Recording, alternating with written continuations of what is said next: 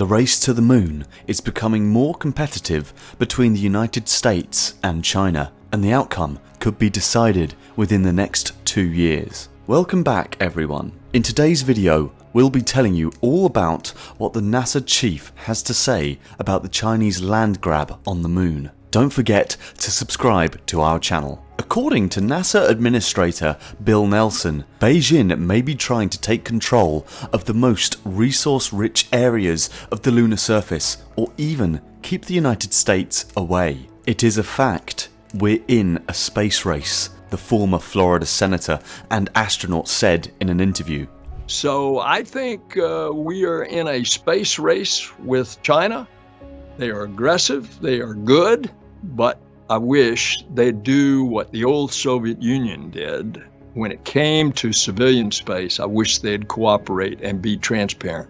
And it is true that we better watch out that they don't get to a place on the moon under the guise of scientific research. And it is not beyond the realm of possibility that they say, keep out, we're here, this is our territory. He used the South China Sea as an earthly illustration where the Chinese military has built bases on disputed islands. If you have any doubts, consider what they did to the Spratly Islands. Nelson's pessimistic remarks come after NASA's 26-day Artemis 1 mission, during which an uncrewed Orion spacecraft circled the moon. To create a more permanent human presence on the moon by 2025, NASA plans to send astronauts there in what was hailed as a successful trip. Additionally, it follows closely on the heels of Congress approval of NASA's full-year budget. Nelson emphasized that even if the agency did not receive all the cash it requested,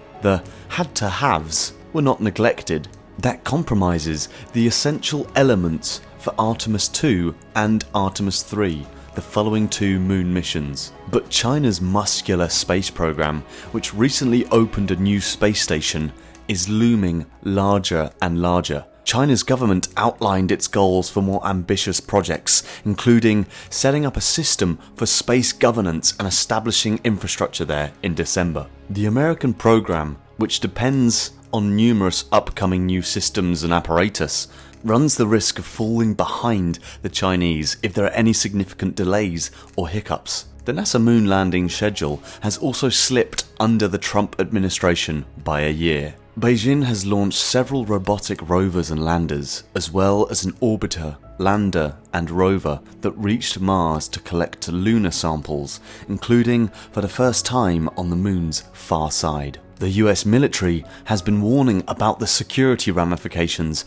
of Beijing's advances into deep space, and has also expressed rising concerns about Beijing's development of space technologies that could harm American satellites. Pentagon report to Congress highlighted recent advancements in the Chinese space program. It demonstrated China's creative ability to land on the far side of the moon and set up a communications relay utilizing a satellite launched the year before between the Earth and the moon. The study discovered that China is improving at producing space launch systems to enable more human space exploration. Such doubts about the Communist government of China's intentions, it is argued, are unjustified. China is working to establish its first base on the moon by 2028 due to increased challenges to NASA's dominance in space exploration, followed by the astronauts landing in the following years. The lunar base will be fueled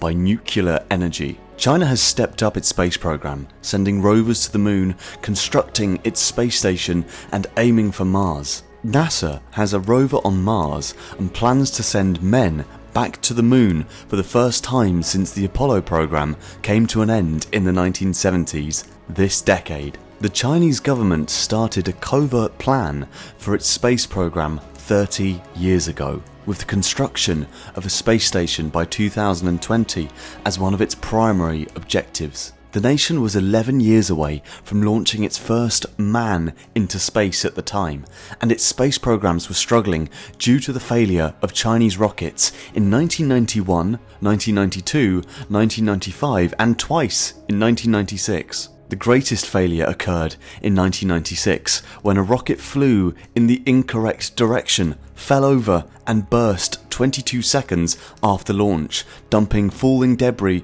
and flaming fuel on a Chinese town and killing or injuring at least 63 people. While several countries' major spaceflight plans needed to catch up, China finished assembling its Tianyong space station in orbit in late October, barely 22 months later than anticipated. And on November 29th, the Shenzhou 15 mission, which sent 3 astronauts to the space station to begin permanent occupancy of the outpost, launched from China's Zhojiang Satellite Launch Center deep in the Gobi Desert. These successes in human spaceflight, along with more recent missions to the Moon and Mars, strengthen the case that China is not engaging in a direct race with the United States for space supremacy, but instead is plodding along in a space marathon. Currently, China is working on independent projects and has yet to cooperate with Russia to build a new space station.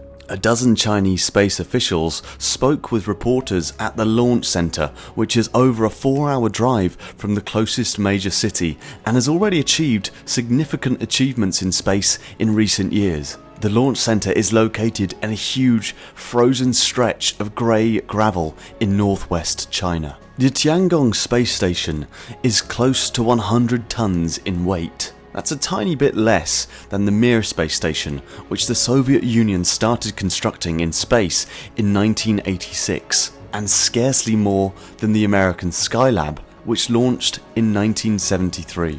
State media portrays Tiangong as a 3-bedroom house in the sky for the Chinese people. The International Space Station, which weighs around 450 tons and has room for 7 people to sleep, is much smaller. Chinese officials attempt to compensate for the Chinese space station's potential weight deficit by efficiently managing space. This is a polite way of saying jamming personnel and experiments inside. However, Western space specialists have also argued that the ISS is larger than it needs to be, particularly in light of the recent shrinking of computers and other scientific apparatus. In addition to sending astronauts to the moon, China and the US are investing enormous sums of money to gain access to resources that might support life on the moon or enable sending spacecraft to Mars. China was the first nation to send a rover to the moon's far side in 2019 and returned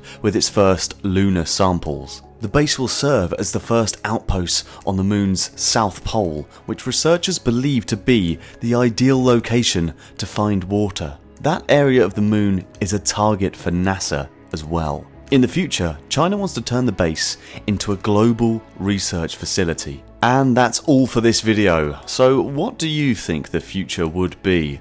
Do let us know in the comment section below. We'll be back soon with another informative video. Don't forget to like and share this video, and until next time.